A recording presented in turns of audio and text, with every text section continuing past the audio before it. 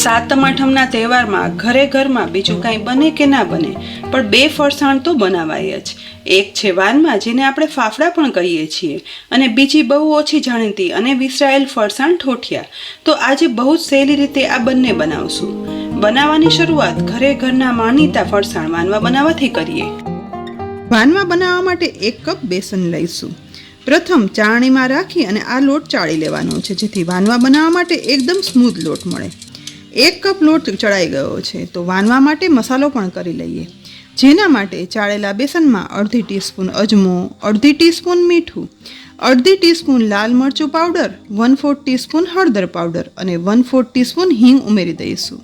સાથે 1 ટીસ્પૂન તેલ ઉમેરી બધું બેસનમાં એકદમ સરસ રીતે મિક્સ કરવાનું છે. મસાલા, તેલ બેસનમાં મિક્સ થઈ જાય ને એટલે અડધા કપ પાણીમાંથી પ્રથમ માત્ર થોડું જ પાણી ઉમેરી લોટ બાંધવાનો છે. વાનવા કે પછી ફાફડાનો આ લોટ છે ને ખૂબ જ કઠણ બાંધવાનો હોય છે, એટલે એકદમ ધ્યાન રાખી પાણી ઉમેરવાનું. અહીં જુઓ, તુરંત જ લોટ છે ને તે એકદમ સરસ કઠણ બંધાઈ ગયો છે. અડધી ટીસ્પૂન જેટલું તેલ ઉમેરી લોટને તેલ વડે કવર કરી લઈશું. અહીં આટલો લોટ બાંધવામાં મને અડધા કપમાંથી અડધું એટલે કે 1/4 કપ પાણી જ જોયું છે. હવે બંધાયેલા લોટનું ઢાંકણ ઢાંકી લોટને કૂણવા માટે લગભગ 20 થી 25 મિનિટ માટે રાખી દેવાનો છે. લગભગ 20 મિનિટ કૂણવાયા પછી ઢાંકણ ખોલી લોટને પાટલી ઉપર લઈ લઈશું અને તેને હાથ વડે જ આ રીતે એકદમ સરસ રીતે મસળી અને રોલ બનાવી લેવાનો છે. ચપ્પુ વડે આ રીતે એક સરખા કટ લગાવી લેવાના છે. 1 કપ લોટમાંથી 15 જેટલા ટુકડા થયા છે, તો હવે કટ કરેલા એક લુવાને આ રીતે ગોળ વાળી લેવાનો છે. હવે ગોળ વાળેલા એક લુવાને બહાર રાખી બાકીના લુવાને બાઉલમાં ઢાંકી અને રાખી દઈશું, નહીં તો લુવા સુકાઈ જશે અને વણતી વખતે કિનારેથી વાનમાં ફાટતા જશે. હવે લુવાને કોરા લોટ વડે કવર કરી અને વાનવો વણતો જવાનો છે. આ વાનવા એકદમ પતલા વણવાના હોય છે, તો જ વાનવા છે ને તે ક્રિસ્પી કડક થાય છે.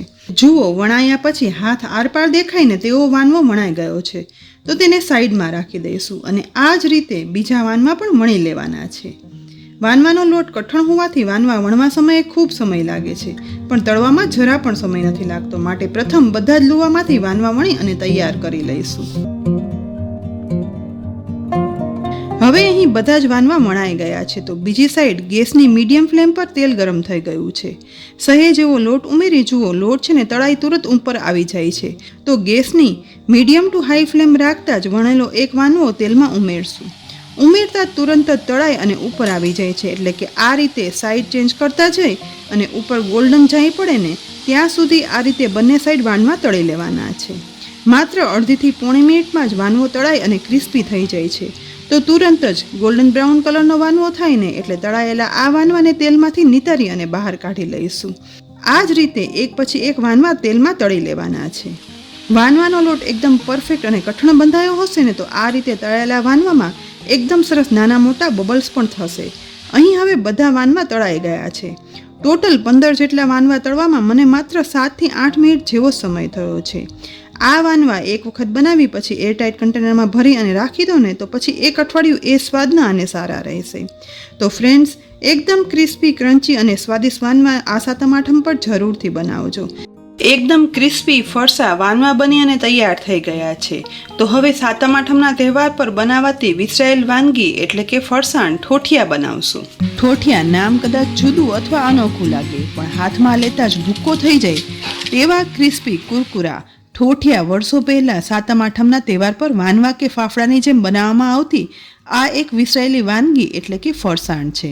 ઠોઠિયા બનાવવા માટે 1 કપ ઘઉંનો ઝીણો એટલે કે રોટલી માટેનો લોટ હોય ને તે લઈશું. હવે આ લોટમાં 1/4 ટીસ્પૂન હિંગ, અડધી ટીસ્પૂન જીરું અને 1/4 ટીસ્પૂન મીઠું ઉમેરી દઈશું. લોટમાં બધું સહેજ એવું મિક્સ કરી અડધા કપ પાણીમાંથી એકદમ થોડું થોડું પાણી ઉમેરતા જઈ એકદમ કઠણ લોટ બાંધવાનો છે.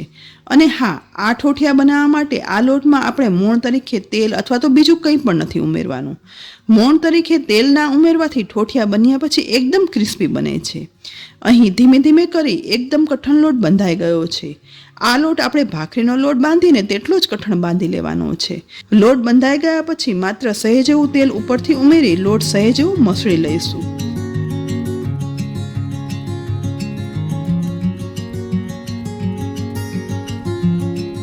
લોટ મસળાઈ જાય ને એટલે ઢાંકણ ઢાંકી માત્ર 5 મિનિટ માટે લોટને કૂણવવા રાખવાનો છે. અહીં હવે લોટ કૂણવાતાને 5 મિનિટ થઈ ગઈ છે.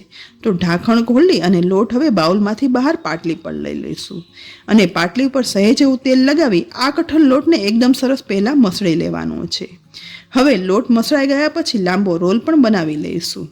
લોટનો લાંબો રોલ થઈ જાય ને એટલે આ રીતે ચપ્પુ વડે કટ કરી લોટના એક સરખા ટુકડા કરી લેવાના છે, જેથી વણાતા ઠોઠિયા એક સરખા બને.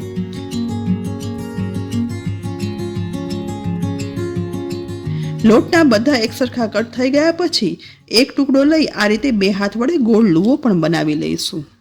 લુવો બનાવ્યા પછી હવે ગોળ લુવાને કોરા લોટ વડે કવર કરી અને પાટલી પર લઈ પહેલાં લુવાની કિનારી 2 હાથની મદદથી વાળી લઈશું, જેથી વણાતા સમયે ઠોઠિયાની કિનારી ફાટી ના જાય, કારણ કે આ લોટ આપણે તેલના મોણ વગરનો અને એકદમ કઠણ બાંધ્યો છે. હવે લુવાને વણશું. સહેજ એવું વધારે કોરા લોટ વડે કવર કરી અને સતત વણતા પૂરીથી થોડી મોટી સાઇઝના અને રોટલીથી થોડી નાની સાઇઝના ઠોઠિયા વણી અને તૈયાર કરી લેવાના છે. અને પતલા તો એટલા સરસ થયા છે ને કે હાથ ઠોઠિયાની આરપાર દેખાઈ પણ જાય છે. બસ વણાઈને તૈયાર થઈ ગયેલા આ ઠોઠિયાને સાઈડમાં રાખતા જઈશું. આ જ રીતે બીજા લોહામાંથી પણ એક સરખી પૂરીથી થોડી મોટી સાઇઝના વણી અને ઠોઠિયા તૈયાર કરી લેવાના છે. વાનવા કે ફાફડાની જેમ જ આ ઠોઠિયા તળવામાં પણ જરા સમય નથી લાગતો, માટે એક પછી એક બધા લુવામાંથી ઠોઠિયા વણી અને પહેલાં જ તૈયાર કરી લેવાના છે. અહીં હવે બધા લુવા વણાઈ અને પૂરી તૈયાર થઈ ગઈ છે. તો બીજી તરફ ગેસની મીડિયમ ટુ હાઈ ફ્લેમ પર તેલ ગરમ થઈ ગયું છે. તો સહેજ એવો લોટ ઉમેરતા તુરંત જ લોટ તળાઈ અને ઉપર આવી જાય છે, એટલે કે ઠોઠિયા તળવા માટે એકદમ સરસ તેલ ગરમ થઈ ગયું છે. તો વણેલા ઠોઠિયામાંથી એક તેલમાં ઉમેરી દઈશું. તળાઈને તુરંત જ ઉપર આવી જાય ને એટલે તેલમાં આ રીતે ઝારા વડે સહેજ એવું પ્રેસ કરતા જાય અને સાઈડ ચેન્જ કરતા જાય અને તળવાનું છે, જેથી આ ઠોઠિયામાં એકદમ સરસ ફોલ્લા પડી જશે.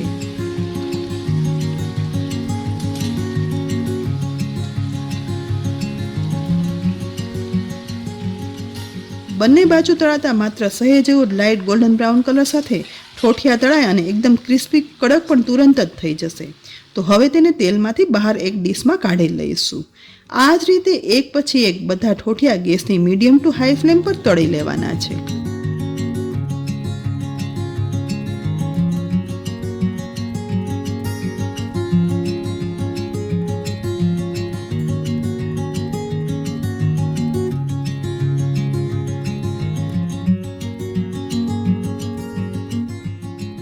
લાઇટ ગોલ્ડન બ્રાઉન કલર સાથે તળાતા એકદમ ક્રિસ્પી થઈ જતા ઉપર પડેલા ફોલ્લા સાથે આ ઠોઠિયા જીરાની સુગંધ સાથે માત્ર સહેજ એવા મીઠાના લીધે સ્વાદમાં એકદમ સરસ લાગે છે.